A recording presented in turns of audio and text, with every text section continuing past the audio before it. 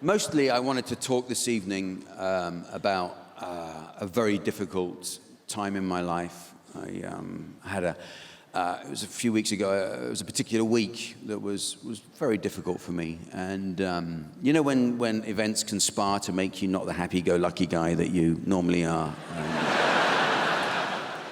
This particular week, I start on the Monday. I was at home on Monday and I went out to my garage.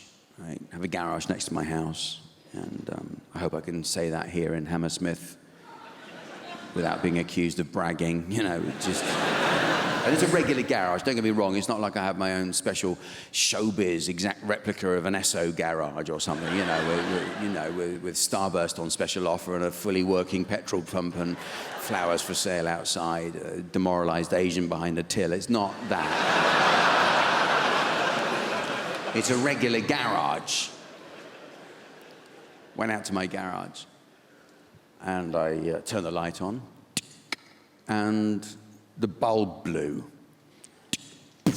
like that, which is incredible to me because that made me think, God, you know, I must have turned that light off just in time last time.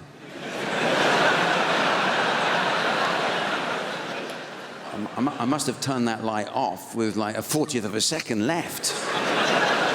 It's like having a superpower, that is, you know, when you think about it. Anyway, so I thought, okay, I know what needs doing now. I'm going to get up a step ladder, I change the bulb. I change the bulb, come back down again. Nothing. Well, I don't know about you, but that's as far as I go, you know. With electricity, I don't dabble. Oh, they better get a screwdriver and stick it in, see what happens. I called an electrician, as anyone would. I called an electrician, he comes to the house, late in the afternoon, comes to the house. And I walk him round to the garage, right? And bear in mind, I have explained to him exactly the sequence of events that led to me calling him out. Right? We go into the garage, and what's the first thing he does? He tries the switch. Well, you know what? I actually don't have time this evening to describe to you how offensive I found that.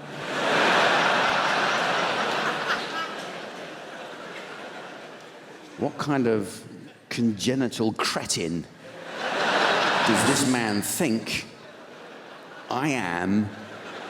I don't know how my house works. Or maybe he thought, you know, I went out to my garage, I was about to turn on the light, and then I thought, no, I know what would be an awful lot more fun. And we get a professional electrician round to turn the light on for me. So he says, I'll change the bulb for you. I have already done that and explained to you I have done that, but you go ahead, you're obviously not listening to a word I say, are you? Gets up, changes the bulb, back down again. Nothing. He goes, oh, that's funny. I said, yeah, I will be the judge of that, my friend.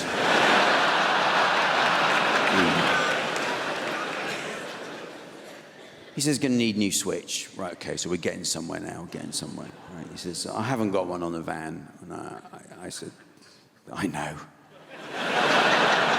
Don't ask me how, but I know. I did. I just saw him pulling up in that van. I thought, that guy, he doesn't have a switch on his van. He barely has enough room on that van for all the Jaffa cakes he needs. To get him through the day. He's not going to want to take up valuable space with the thing he might need on a regular basis. Anyway, I let it go. He says, I'll go off down the home base and get you one. Yeah, why don't you do that? Off he goes. And he comes back, 40 minutes later or something. And he says, I've got a switch for you. It's going to take me about half an hour to fit it, right? Now, this is the thing. I knew from the way he said it that he was hinting at a cup of tea or coffee. It's a little thing, a little intonation. I just picked up on it. It was the way he said it, you know. I'm a man of the world. I can see what's going on. I can read these people, you know. It was the way he said it. He says, it's going to take me about half an hour.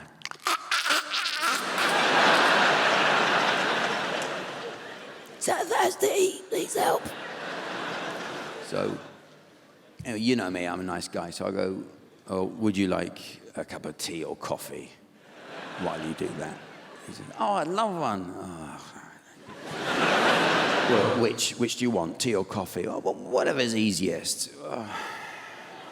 See, there he goes again, you know. Do I look like someone who is going to be confused by either of those recipes?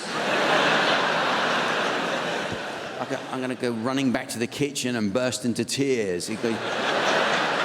He's asked for coffee. The complicated one, I have no idea. I was just showing off.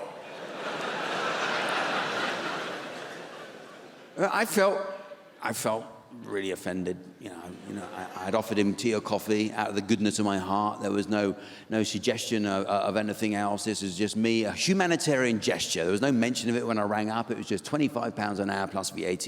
I didn't say, oh, and all the hot beverages you can drink while you're in my house. There was none of that. You know, it's just a simple question.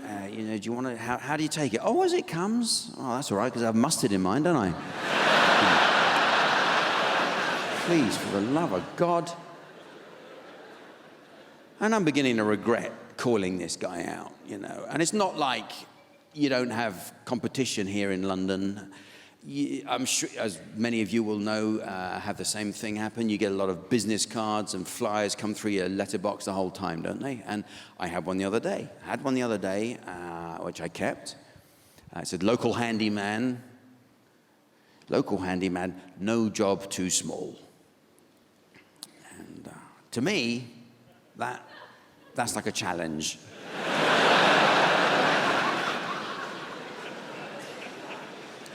So I rang him up. He said, I got your flyer. I was wondering if you could please come over because I've got a pencil need sharpening.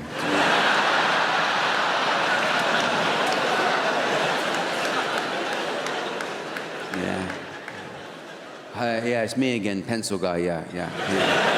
I was wondering if you could come over, please, can you come? Because I've got some fluff stuck on the bottom of the Hoover and I can't budge. I've tried, but I'm out of my depth. Can you please? Yeah. It's me again. Toilet roll needs fixing. New toilet roll, please. Can you come over, please? All you need to do is get a new one from under the sink there and put it on the dispenser for me. Can you, please? Can you do that for me? Okay. Why can't I do it? Because I've got my trousers around my ankles. What do you think? And a shitty ass. No, don't fancy it? Well, you know what? I've still got your flyer in my hand, so I'll just use that instead. Don't say it if you don't mean it. Don't play with me. Anyway, the electrician, he comes to the door after half an hour. He says, that's all working now. And he said, do you want to keep the old switch? And I know you're meant to say, oh, no, but I don't know why. I said, yeah, what do you think I'm crazy? You want to throw that away? I need that switch. That's the whole point of you coming over. I'm going to put it on my wall in the hall here. That'll confuse people when they come over, won't it? If I have burglars, that'll freak them out. They go, what's this do? Let's get out of here. I might put it on my mantelpiece. That's what I'll do with that switch. I'll put the switch on my mantelpiece. That'll be a conversation starter, that will. You know, when people come over, we'll be having cocktails, and someone will say, Jack, what is this? And I said, wow, I was wondering when you were going to ask. Because that, my good friend, is the switch that used to be in my garage. Can you imagine the conversation that will flow from that point? Because we've had electricity in our lives, all our lives, and none of us really understand it. We take it for granted. We don't know how it works, but we use it all the time. Don't even think about it. I think it's time we had a protocol attached to electricity. It's about time we started to learn how to behave around it. You know, you ever had this experience when someone comes over to your house and you leave them alone for 5 minutes, you come back in the room, and they've plugged their mobile phone in? What's that? Oh, it's my mobile phone jack. A bit flat. I thought I'd give it a bit of a charge while I'm here. Hope that's okay. That's fine. Why don't you go home, get your tumble dryer? What the... You know what, my car's outside. Why don't you siphon off the petrol? Unreal. Unreal.